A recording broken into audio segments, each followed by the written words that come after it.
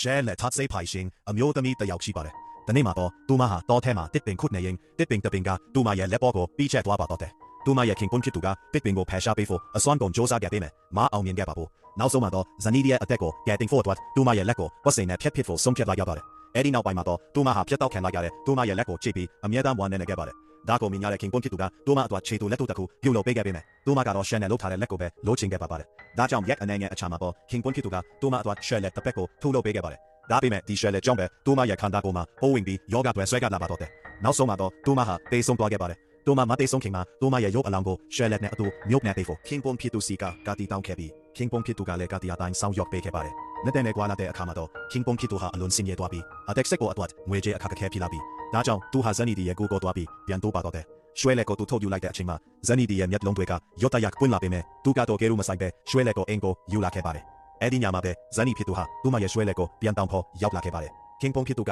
ကောက်ကလန်တချာနဲ့ရွှဲလက်ကိုပြန်ပေးခဲ့ပေမဲ့သူမဟာ